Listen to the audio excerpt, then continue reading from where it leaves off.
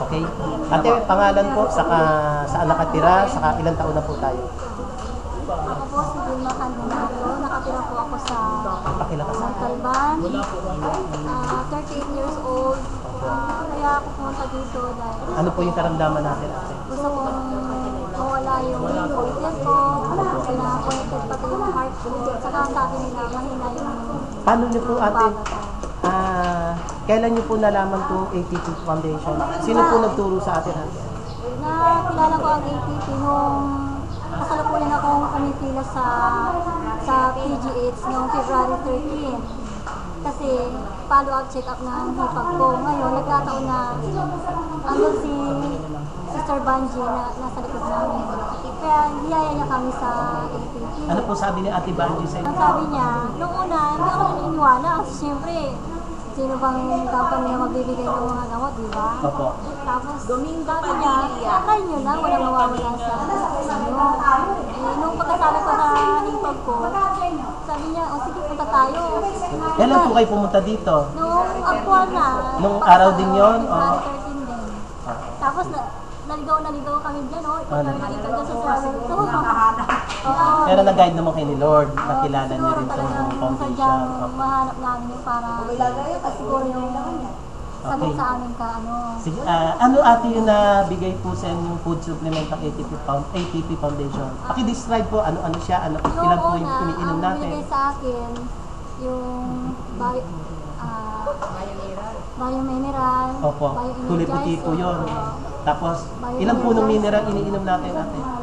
About 3 times a day, bawat inom ko, 3 3 piraso. capsules. Inahalo niyo po sa tubig ate? Hinahalo ko. Ano po yung kasabay sa almusal sa umaga? Yung bio-energizer Energizer saka po. Ilang capsule ng energizer ate?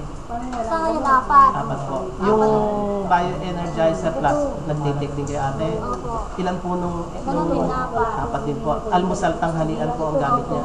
Then sa gabi po ate, bago matulog, ano po yung iniinom na? Yung bio-energizer 45. Ilang capsule ate? 6. Mula nung ininom niyo yung mga food supplement ate, ano po yung naramdaman niyo sa tulog, ihi, sa kapupo? Noong Paki-describe ate. sumasakit ang ulo ko. May reaction pong ganon. Tapos yung heart ko parang nagosok. Buhay siya, meron siyang nararamdaman kayo Tapos sa puso. yung puson ko, parang din. Meron din po pain sa puson. Yung sakit sa ulo talagang niramdaman ko yun 3 times. Ay, yung 3 araw. Nagparamdam siya ng 3 araw, yung sakit sa ulo. Okay, yun po yung mga reaction. Oho. Yung sa lungs natin ate, sabi may diferensya, meron din kayo naramdaman. Nung nagting ako noon, parang kahit na bumabaon ako ng madaling araw, parang wala na, maliwanagan sa akin yun. Hindi, parang wala na ako iniinda ngayon. Parang Hindi na iniin na yung lungs noon. Pang ilang araw yung naramdaman na magaang yung sa baga natin? nung after 3 days, parang After 3 days po, ganun kabilis. Oho. Tapos, Tapos ngayon, sa awa ng Diyos, ang pakiramdam ko lumilit na sa aking goiter. goiter. Malaki po ba siya talaga noon, noong February? Dati malaki talaga dito, tapos Ano po siya, matigas? O ano pong pag kinakapan niyo? inaatake ko ako, Ano po nararamdaman mo? para akong sinasakal, pati yung Doon po heart yun, ko. pati puso nyo, parang masikip ang paghinga. Ngayon po, nung nagtitake na tayo, pag-describe din yung ihi natin sa kayong pupo Yung natin. ihi ko, lagi marami. Mula. Tapos yung Sige po. pupo ko, Marami po. May amoy siya, maamoy talaga dahil toxic sa katawan, lumalabas. Tapos nung hindi na basta dito ako habang patay ako. Opo. May mga parang patay na dugo. Ganon. Lumabas talaga siya. Yung sabi ni Dr. Patay na dugo. Marami. Ilang araw ate yan na naranasan niyo? 3 araw din. Ganon din, 3 araw, lumabas siya. Pero after 3 days, yun naman yung ganda ng sigla at ng pagbabago sa katawan.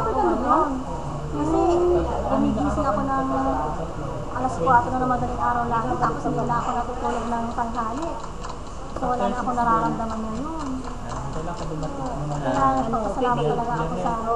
Sige ate, yun po yung huling gusto namin i-share niyo po sa amin.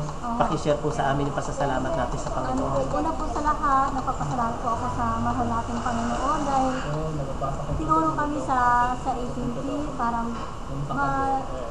magamot yung aking karamdaman na goiter, pati yung heart ko, saka yung lungs ko. Sa ngayon, sabi sa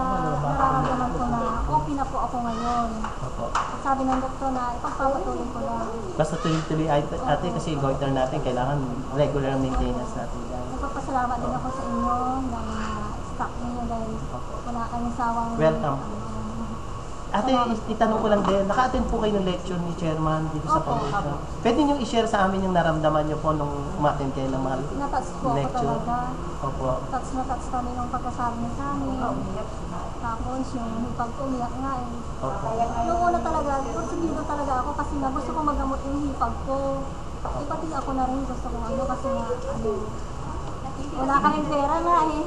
Mahirap lang kami, yung asawa ko nagtrabaho kaya... Pero ate, yung kagalingan natin, yung ngayon, yung pagdulong natin sa kapwa, di ba? Ginagampanan po ba natin siya? Ano, ang dami, yung mga ibang ano nangangailangan, kagaya yung inakay ako, yung may goiter din. Sana nga, magpatuloy siya, magamot din kagaya. So yun ang mission nyo ate, lahat din ng mga may goiter, tutulungan natin. Oo, kahit na walang goiter, Opo, kahit walang gusto ko sana pati yung ano, yanan ko.